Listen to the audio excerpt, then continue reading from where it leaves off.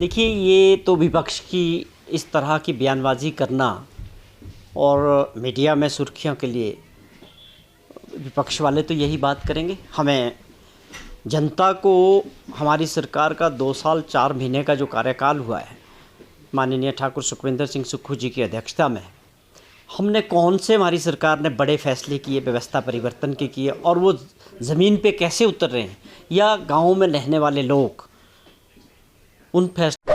मैं हूं HIV virus, नाम तो सुना ही होगा। मुझे वो लोग बिल्कुल अच्छे नहीं लगते जो मुझसे दूर रहने के लिए हर बार कॉन्डम का इस्तेमाल करते हैं। जब खून चढ़वाने की जरूरत पड़ती है तो मान्यता प्राप्त ब्लड बैंक में चले जाते हैं। कोई बात नहीं, इन लोगों को अगर मुझसे दूर रहना है तो मैं भी ऐसे लोगों से दूर रहता हूं। तो मैं हूं HIV वायरस। मेरे बारे में जानने के लिए 1097 पर कॉल करके सवाल किया गया। हिमाचल प्रदेश राज्य एड्स नियंत्रण समिति द्वारा जनहित में जारी। को कैसे ले रहे हैं वो हम हिमाचल प्रदेश की जनता को समय के साथ उसका पूरा जवाब देते हैं। और मैं समझता हूँ ये केवल मात्र राजनीतिक दृष्टि से इस तरह की बयानबाजी सत्ती जी ने की होगी। अब सवाल है कि इस वक्त जो देश के अंदर जो माहौल है, जो सबसे बड़े अहम मुद्दे हैं देश के सामने और देश की जनता के सामने, भाजपा की एक स्ट्रेटजी है।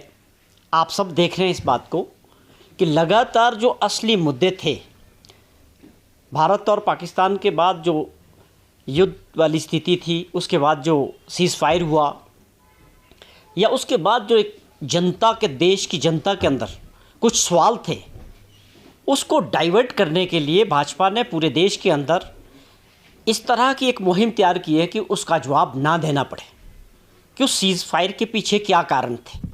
एकदम जब भारत की सेना पूरे पराक्रम के साथ आगे बढ़ रही थी और दुश्मन को जो है एक सबक सिखाने का समय था, एकदम उसमें जिस प्रकार से सीज़ फायर की जो बात आई और उसका भी संदेश अमेरिका के राष्ट्रपति से आता है कि मैंने हिंदुस्तान और पाकिस्तान दोनों को ये युद्ध बंद करने के लिए राज़ी किया है, थ्रेटनिंग करके कि मैं तुम्हारे साथ बिजनेस नहीं करूँगा। ये ऐसे ऐसे सवाल जो देश की जनता में थे, जिसके जवाब मिलने चाहिए थे और देश को बताना चाहिए था।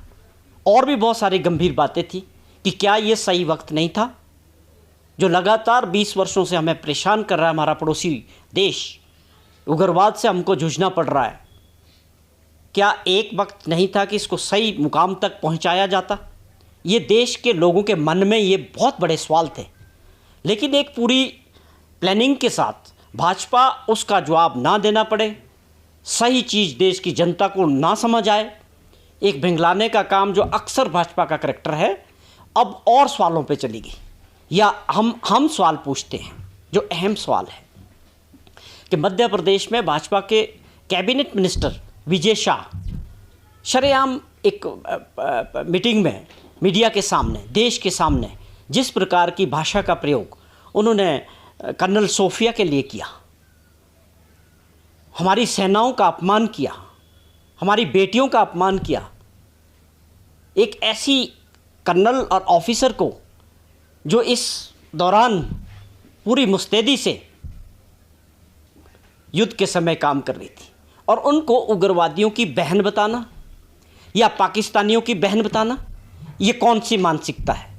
ये कौन सा भाजपा का जो बात करते हैं बेटी बढ़ाओ, बेटी पढ़ाओ या महिलाओं के प्रति सम्मान की बात करने वाली पार्टी? क्या नरेंद्र मोदी जी ने, हो सकता है कि वो बयान नहीं सुना होगा आज तक, या इनके लीडरशिप ने उनकी वो भाषा का नहीं सुनी होगी? आप उसका जवाब दें कि उसके ऊपर क्या कार्रवाई हुई। ये कौन सा सम्मान था हमारी सेना का, सैनिकों का, बेटियों का? अपने आप में इतनी गिरी हुई स्टेटमेंट और हरकत थी। हम उसकी निंदा तो करते ही हैं, लेकिन आपने जब वक्त आता है तो आपने क्या उसका रेजिग्नेशन लिया उस मिनिस्टर का? असली बात ना हो, जवाब ना देना पड़े कि किस प्रकार से डोनाल्ड ट्रंप का इसमें इंटरफेरेंस था। ये बड़े बड़े सवाल जो थे देश की जनता के सामने थे और लोगों को इसको लेके गुस्सा भी था। आप भले ही अपने मीडिया के कुछ साथियों को मिलके, चैनल्स को अपने साथ लेके आप इस माहौल को बदलने का प्रयास कर रहे हैं, लेकिन जो सवाल देश की जनता के मन में हैं वो हमेशा रहेंगे। इसका जवाब नरेंद्र मोदी जी को, देश को देना पड़ेगा।